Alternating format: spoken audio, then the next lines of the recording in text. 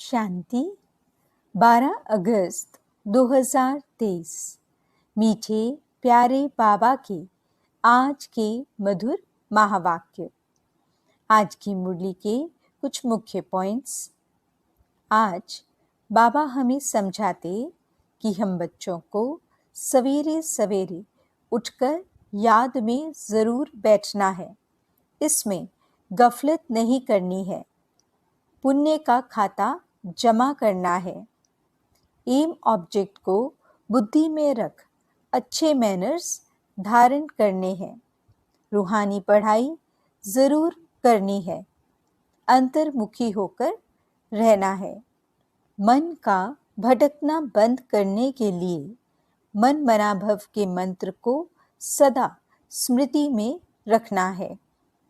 बाबा समझाते कि ड्रामा के नियम अनुसार संगम युग पर हर एक ब्राह्मण आत्मा को कोई न कोई विशेषता मिली हुई है।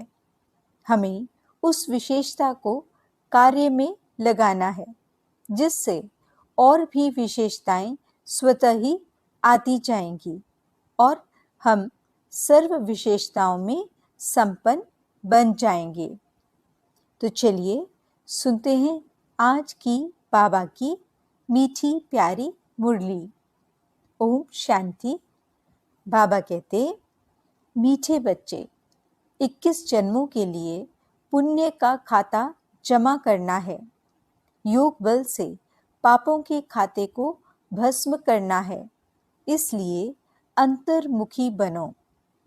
प्रश्न: किस श्रीमत का पालन करने से वाणी से परे जाने का पुरुषार्थ सहज हो जाएगा?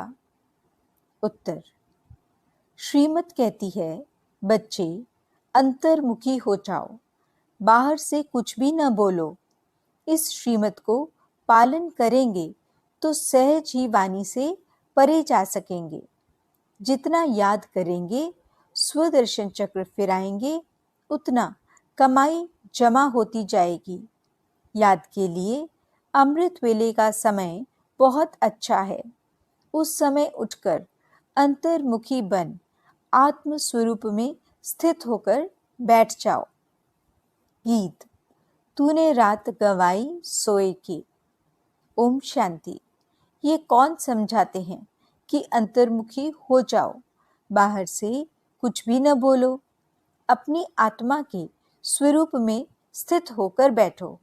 बाप बच्चों से कहते हैं, मुख से कुछ भी बोलो नहीं। राम राम आदि तो बहुत कहते आए, परंतु उस कहने से भी मनुष्य पावन नहीं बन सकते। मनुष्य पतित से पावन तब बन सकते जब पतित पावन बाप की श्रीमत पर चले।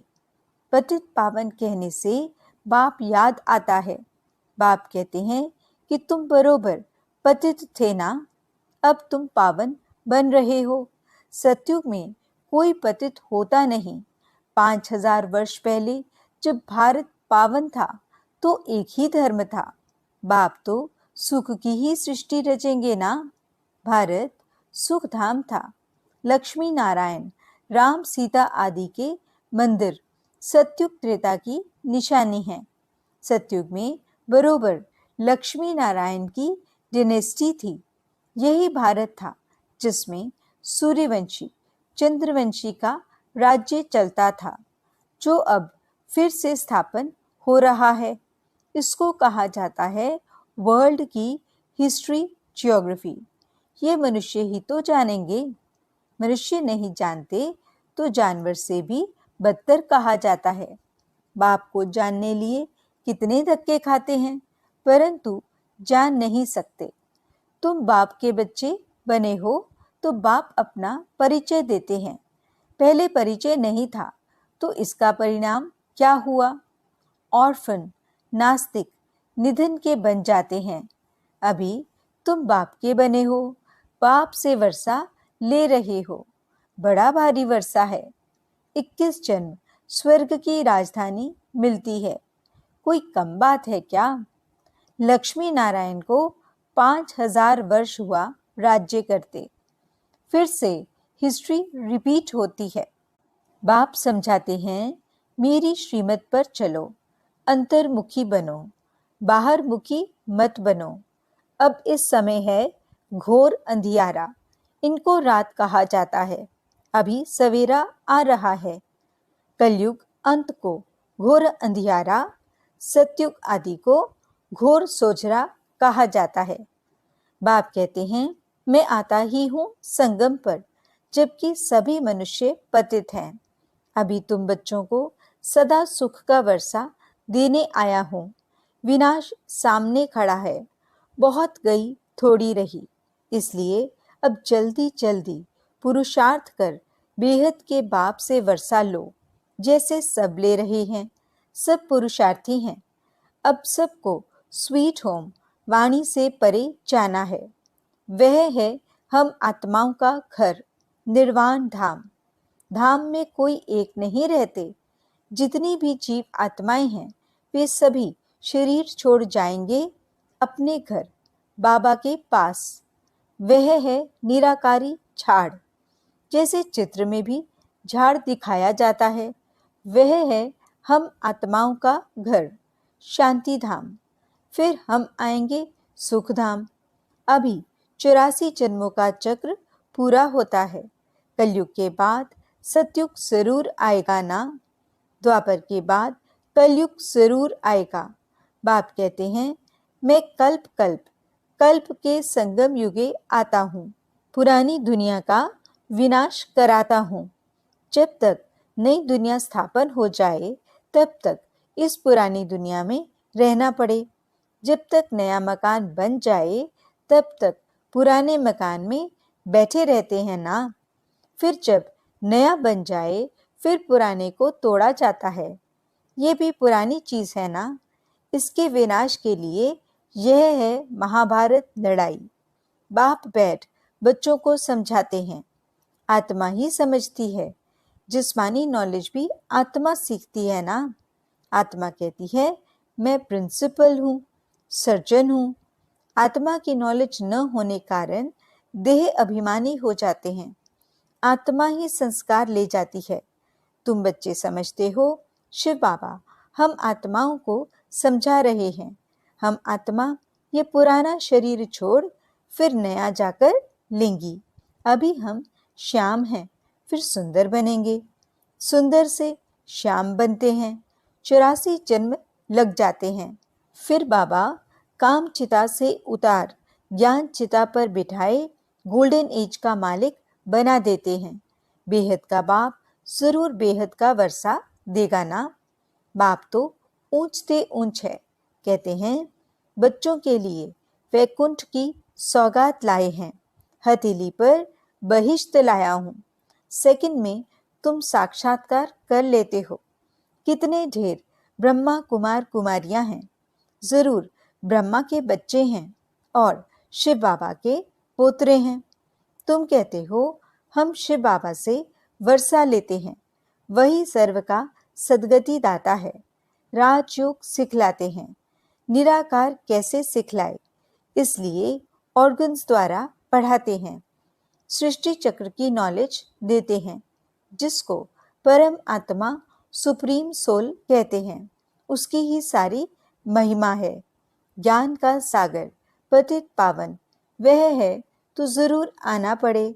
तुमको भी मास्टर सुप्रीम अथवा पावन बनाते हैं। वह है बेहद का बाप, जिसको सभी भक्त बुलाते हैं। सभी भक्तों का बाप वह भगवान है, परम पिता परमात्मा। अगर उनको सर्वव्यापी कह देते, तो फिर वर्षा कैसे मिलेगा। मनुष्य को भगवान नहीं कह सकते। श्री कृष्ण को भी दैवी गुणधारी मनुष्य कहा जाता है। वह है फर्स्ट प्रिंस। सभी उनको झूले में झुलाते हैं।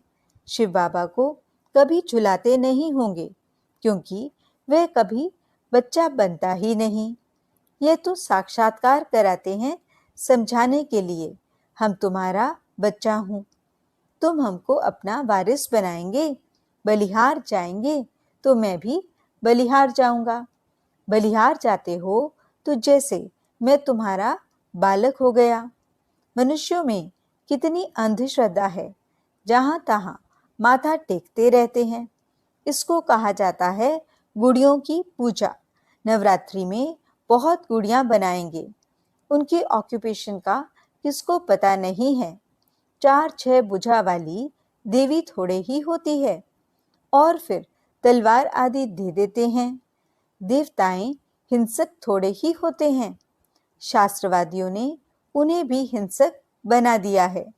नेपाल में भी काली को पूजते हैं। फिर ऐसे है थोड़े ही। मम्मा, ऐसी काली जीभ वाली है थोड़े ही। मनुष्य तो मनुष्य ही होता है। ब्रह्मा, विष्णु, शंकर हैं सूक्ष्म वतनवासी, बस और कोई चीज ही नहीं है। फिर 8-10 भुजा वाले कहाँ से आए? ये सब भक्ति मार्ग के अलंकार बनाते हैं। पैसा कमाने के लिए कुछ तो चाहिए ना। फिर किस्म किस्म के चित्र बैठ बना देते हैं। वहां ही देखो सुंदर श्री कृष्ण का मंदिर, वहां ही सांवरे श्री कृष्ण का मंदिर। कारण तो चाहिए ना। कितनी अंधश्रद्धा है। अब भक्ति मार्ग खत्म हो, ज्ञान मार्ग जिंदाबाद होता है। बाकी समय तो थोड़ा है, सबको मरना तो जरूर है। पुत्र पोत्रे वारिस बनने नहीं हैं। वहां तुमको ये ज्ञान ही नहीं रहेगा कि संगम पर हमने राजाई के लिए ये पुरुषार्थ किया था। वहां तो पवित्र सृष्टि चल पड़ती है। यहाँ तुम जानते हो कि बरोबर हम बाबा की राजधानी के हकदार हैं। वहां ये पता नहीं रहेगा कि कौन से कर्म किए थे, कैसे बने, ये सब भूल जाता है। वहां पतित होते ही नहीं, जो पावन बनने के लिए गुरु की दरकार पड़े। बाप पैर धोकर बच्चों को तख्त पर बिठाते हैं। गुरु चाहिए सदगति के लिए। वहां तो है ही सदगति, गुरु की दरकार ही नहीं। बाप कहते हैं अपने को आत्मा समझो, देह अभिमान में न रहो। मैं आत्मा अभी डॉक्टर के रूप में हूँ। मैं आत्मा मैजिस्ट्रेट हूँ। फिर यह शरीर छोड़ने के बाद पता नहीं क्या बनूंगा। हम इस शरीर द्वारा पढ़ते हैं। आत्मा ही इन ऑर्गन्स द्वारा पढ़ती है। आत्मा ही सुनती है। ये समझने की बातें हैं, न कि दंत कथाएं हैं। बाप कहते हैं ये सारी दुनिया कब्रिस्तान होनी है। अब जागो, नहीं तो भंबोर को आग लगने के समय हाय हाय करेंगे, परंतु कुछ भी कर नहीं सकेंगे। काल खा जाएगा, त्राही त्राही करके रह जाएंगे। सजाएं भी बहुत खाएंगे। अभी हमें पापों का खाता खलास कर पुण्य के खाते को जमा करना है। नए सिर 21 जन्मों के लिए जमा करना है। जमा होगा बाप को याद करने से। पुराना खाता चुकतू हो जाना चाहिए। ज्ञान कितना सहज है। तुम्हारी रोज कितनी कमाई होती है। जितना जो याद करते हैं, स्वदर्शन चक्र फिराते हैं, तो अथाह कमाई करते हैं, अनगिनत। वहां कोई गिनती थोड़े ही होती है। अभी झोपड़ियों में बैठे हैं, फिर महलों में बैठेंगे। फर्क तो रहता है ना, झोपड़ी और महल में। ब्रह्मा द्वारा नई दुनिया स्थापन हो जाएगी तो पुरानी दुनिया का विनाश हो जाएगा। अभी की बात है ना, राजधानी की स्थापना हो जाएगी। फिर जिसने जितना पुरुषार्थ किया सो किया, फिर विनाश हो जाएगा। इसलिए अब गफलत नहीं करनी चाहिए। सवेरे उठकर याद में बैठ जाना चाहिए। जितना याद का चार्ट रखो उतना अच्छा है, और फिर उतना ही ऊंच पद पाएंगे। शिव बाबा के गले का हार बनेंगे। दिल दर्पण में देखना है कि मैं लायक बना हूँ लक्ष्मी नारायण को वरने। हम बाबा मम्मा जैसी सर्विस करते हैं। किस्म किस्म के फूल हैं। ये बागवान बाबा का ह्यूमन गुलशन है।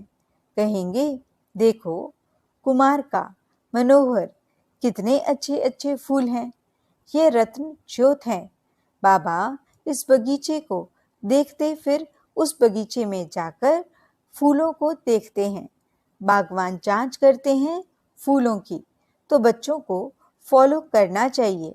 नंबर 1, 2, फूल कौन कौन है, ऐसा बनना चाहिए। 21 जन्मों के लिए राजाई पद पाना कोई कम बात थोड़े ही है।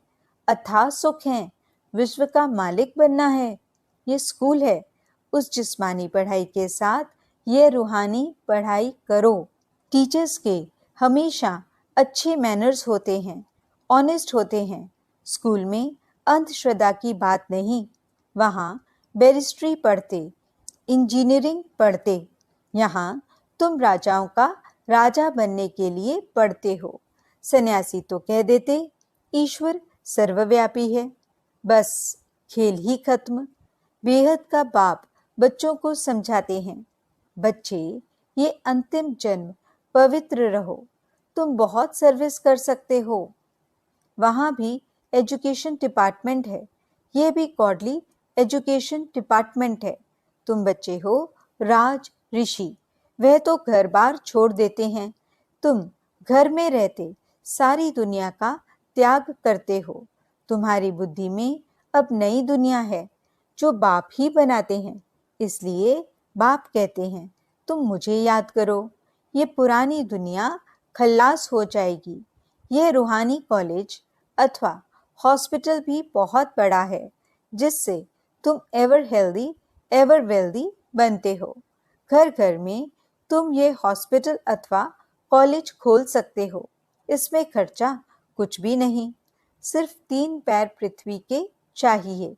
अच्छा, माता पिता बाप दादा का मीठे मीठे सिगिरते बच्चों प्रति याद प्यार और गुड मॉर्निंग।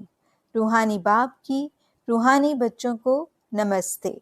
हम रूहानी बच्चों की रूहानी बाप दादा को दिल व जान सिकवा प्रेम से नमस्ते नमस्ते नमस्ते जी। गुड मॉर्निंग बाबा, शुक्रिया बाबा। धारणा के लिए मुख्य सार। पहला पॉइंट, सवेरे सवेरे उठकर याद में जरूर बैठना है, इसमें गफलत नहीं करनी है, पुण्य का खाता जमा करना है। दूसरा पॉइंट, एम ऑब्जेक्ट को बुद्धि में रख अच्छे मैनर्स धारण करने हैं, रूहानी पढ़ाई जरूर करनी है, अंतर्मुखी होकर रहना है। वरदान, ब्राह्मण जीवन की विशेषता को जानकर उसे कार्य में लगाने वाले सर्व विशेषता संपन्न भव। ड्रामा के नियम प्रमाण संगम युग पर हर एक ब्राह्मण आत्मा को कोई न कोई विशेषता मिली हुई है। चाहे माला का लास्ट दाना हो, उसमें भी कोई न कोई विशेषता है। तो ब्राह्मण जन्म के भाग्य की विशेषता को पहचानो और उसे कार्य में लगाओ।